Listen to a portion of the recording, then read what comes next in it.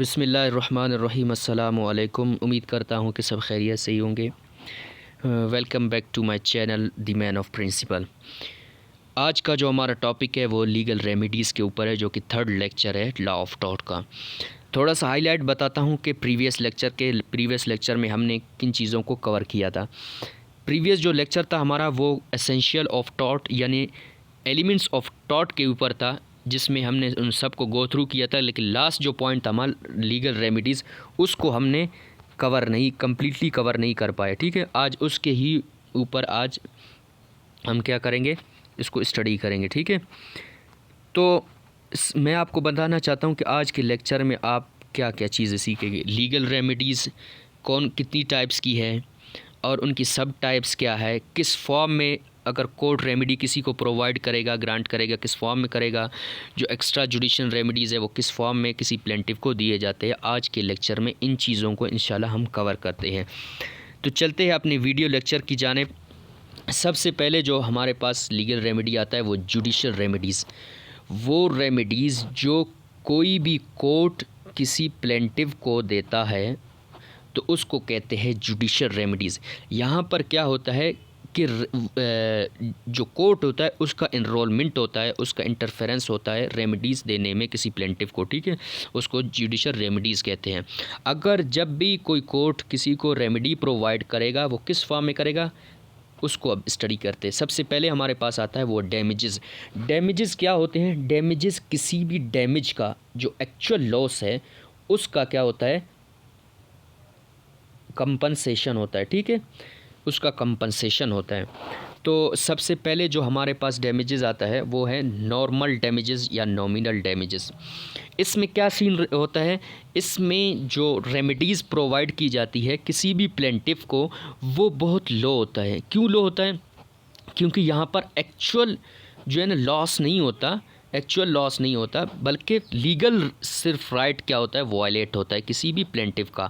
इसमें हमने एक केस स्टडी किया था प्रीवियस लेक्चर्स में, जिसमें हमने कहा था एशबे वर्सेस वाइट। यहाँ पर उसका जो एशबे था उसका कोई एक्चुअल जो लॉस था वो तो नहीं हुआ था, लेकिन लीगल जो राइट था उसका वायलेट हुआ था, जिसको एज अ रेमेडी के तौर पर कोर्ट ने उसको ग्रांट किया था, क्योंकि ताकि उसका मेंटल सेटिस्फेक्शन हो। ये ऐसे समझो कि मेंटल सेटिस्फेक्शन के लिए ये रेमेडीज़ किसी प्लेंटिफ को दी जाती है। ठीक है, उसके बाद नेक्स्ट हमारे पास आता है रियल डैमेजेस, एक्चुअल डैमेजेस। नाम से ही पता चलता है एक्चुअल डैमेजेस यानी वो रेमेडीज़ किसी भी अगर प्लेंटिफ को दिए जाएंगे वो एक्चुअल फॉर्म में होंगे। सही है, यानी वो रिटर्न किए जाते हैं। जैसे उसका मतलब नुकसान हुआ था, जिस तरह का भी नुकसान हुआ था उसी तरह उसको रिटर्न किया जाता है। उसके नुकसान का कंपनसेशन या उसका नुकसान का अजाला दिया जाता है, वो उसी फॉर्म में ही दिया जाता है। उसको कहते हैं एक्चुअल डैमेजेस या रियल डैमेजेस। सही है, इसमें क्या होता है, assessed and awarded as a compensation for actual damage. जो एक्चुअल डैमेज है उसी की कंपनसेशन उसको वापस दी जाती है। नेक्स्ट हमारे पास आता है कंटेम्प्टियस डैमेजेस। कंटेम्प्टियस डैमेजेस में क्या सनेरियो होता है, यहाँ पर इस तरह होता है कि फॉर एग्जांपल जो टॉर्ट फीज़र है, सही है, जो टॉर्ट फीज़र कहते हैं टॉर्ट कमिटेड जो कम करता है, सही है, वो टॉर्ट तो कमिट करता है, लेकिन जो प्लेंटिव होता है वो भी उसके रिस्पॉन्स में ही टॉर्ट कमिट करता है। जब ये केस फाइल हो जाता है कोर्ट में, तो कोर्ट क्या करता है, जो प्लेंटिव होता है उसको रेमेडी बहुत लो प्रोवाइड करता है, क्योंकि वो जो रेमेडीज़ हैं वो उसके अगेंस्ट, क्योंकि उसने प्लेंटिव ने भी ये एज अ रिस्पॉन्स क्या किया होता है, टॉर्ट ही कमिट किया होता है। नंबर 4 हमारा पॉइंट है एग्जाम्पलरी डैमेजेस। यहाँ पर ए के बाद एम आता है। देखिए नाम से ही पता चल रहा है, example for similar minded person. इसमें क्या होता है, फॉर एग्जाम्पल हम एग्जाम्पल से इसको समझते हैं। क्या होता है, यहाँ पर एक पर्सन ए होता है, वो क्या करता है, क्लेम करता है अगेंस्ट बी, फॉल्स क्लेम करता है। ठीक है, जब कोर्ट किसी भी फैक्ट को पहुंच जाता है, उसे पता चल जाता है जो ए ने केस फाइल किया था वो फॉल्स क्लेम किया है जो कि बी के ख़िलाफ़, जिसकी वजह से जो बी पर्सन है उसका सोसाइटल जो स्टेटस है, जो रेपुटेशन है, वो क्या हुआ है, ख़राब हुआ है। फिर जब कोर्ट रेमेडी प्रोवाइड करेगा बी को, वो बहुत हाई होगा। क्यों हाई होगा? ताकि आइंदा कोई शख्स ऐसी हरकत करने से बाज आ जाए। सिमिलर माइंडेड पर्सनस को, ऐसे जो जहनीत रखने वाले लोगों को लिए एक मिसाल बन जाए, ताकि वो भी अगर ऐसे कोई टॉट कमिट करेंगे तो वो बहुत ही उनको हाई चार्जेस पे करने पड़ सकते हैं। ठीक है, तो उम्मीद करता हूँ यहाँ तक आपको समझ आ चुकी होगी। अब हमारे पास आता है नेक्स्ट इंजंक्शन। ठीक है, इंजंक्शन ये कोर्ट का आर्डर होता है किसी भी शख्स के ख़िलाफ़ कि कोई काम करे या ना करे, उसको कहते हैं इंजंक्शन।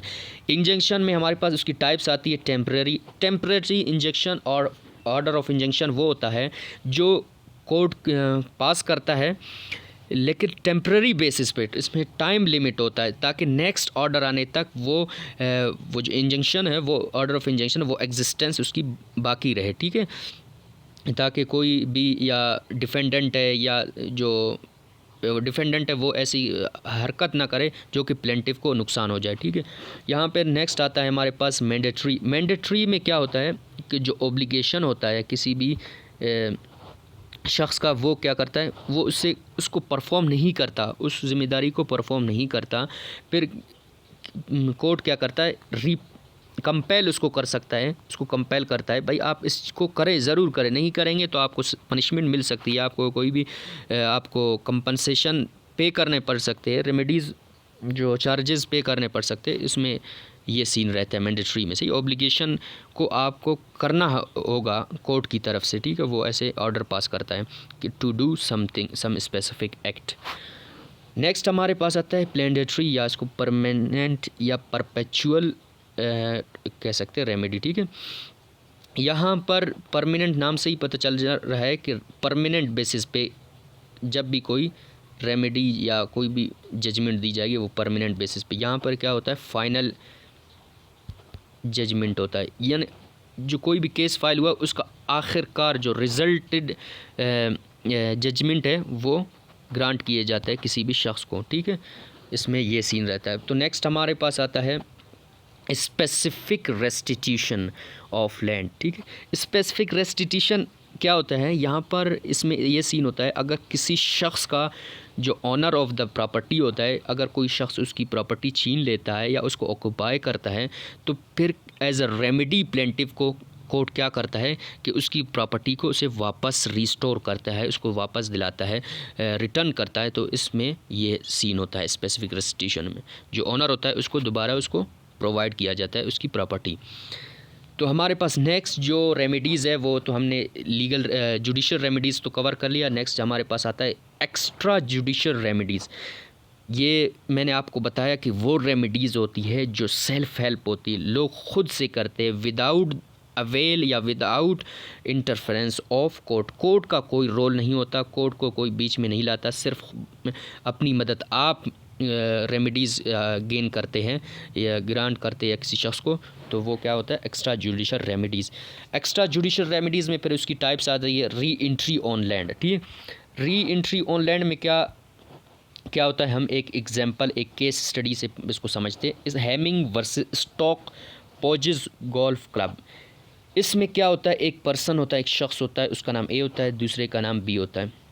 ए बी से कहता है भाई आप मेरी प्रॉपर्टी में तब तक रह सकते हैं जब तक आप मेरे साथ काम करें। ठीक है, जब आप काम करना मेरे साथ छोड़ देंगे तो आप मेरी जो प्रॉपर्टी है जो आप जिसमें आप रह रहे हो, तो आपने क्या करना है, मुझे रिटर्न करना है, वापस देना है। तो ये बात उनके दरमियान तय हो जाती है। लेकिन क्या करता है, बी उसके साथ काम करता है लेकिन वक्त आने पर, वक्त के साथ साथ, लेकिन कुछ वक्त के बाद वो क्या करता है, उसके साथ काम करना छोड़ देता है। फिर ए क्या करता है, उसको कहता है भाई मेरी प्रॉपर्टी मुझे वापस कर दे, लेकिन बी कहता है ट्रेसपासर होता है, वो क्या करता है, उसकी प्रॉपर्टी रिटर्न नहीं करता। तो ए यहाँ पर क्या कर सकता है, अपनी मदद आप क्या कर सकता है, बी से अपनी प्रॉपर्टी ले सकता है बाय फोर्स, रीज़नेबल फोर्स इसकी कंडीशन है। यानी ऐसे मतलब लड़ाई झगड़ा तक बात न जाए, सिर्फ आप मतलब उसको बातों में अपनी प्रॉपर्टी ले सकते हैं, उसको कहते हैं रीज़नेबल फोर्स कहते हैं। ठीक है, यहाँ पर क्या कहता है, बाय फोर्स ए अपनी प्रॉपर्टी ले सकता है बग़ैर इंटरफेरेंस ऑफ किसको, कोर्ट के। सही है। दूसरा हमारे पास आता है स्टॉप ऑफ नॉजेंस। अब इसको समझने से पहले मैं आपको एक छोटी सी एग्जांपल दूंगा कि इसको समझने के लिए इंशाल्लाह आपको आसानी होगी। फिर इसमें एक पर्सन होता है ए, दूसरा होता है बी। ए क्या कहता है बी को, कहता है भाई आपने जो अपने घर में एक दरख्त लगाया है उसकी शाखें मेरे घर में आ रही है, जिसकी वजह से धूप मुझे नहीं पहुंच रही या धूप की शुआएं हैं वो मेरे घर में नहीं आ रही। तो लिहाजा आप क्या करें, इसको पहले नोटिस प्रोवाइड करता है कि आप इसको काटें ताकि हमें भी आसानी हो, हमारे जो डिस्टर्ब ना हो हमारे घर वाले। तो क्या कहता है बी, क्या कर सकता है बी, क्या करता है उसकी बात नहीं मानता, ठीक है। तो फिर यहाँ पर without interference of the court ए क्या कर सकता है, रीज़नेबल फोर्स इस्तेमाल करके उसकी जो शाखें है दरख्त की जो उसके घर में आ रही है उसको क्या कर सकता है, काट सकता है, सही है। तो इसमें कोई इंटरफेरेंस ऑफ कोर्ट नहीं होता, इसमें ये सीन रहता है स्टॉप ऑफ नॉजेंस में। जो नेक्स्ट हमारे पास आता है वो है थर्ड जो है वो रीज़नेबल फोर्स नोटिस। सबसे पहले वो जो हमने अभी पढ़ा नॉजेंस में, सबसे पहले उसको नोटिस देता है भाई आप इस तरह ना करें, ये अच्छी बात नहीं है। जब वो उसकी बात को टाल देता है, ऐसा नहीं करता, फिर वो रीज़नेबल फोर्स इस्तेमाल करके उसको अपना काम कर देता है सेटिस्फेक्शन के लिए, ठीक है, विदाउट इंटरफेरेंस ऑफ कोर्ट।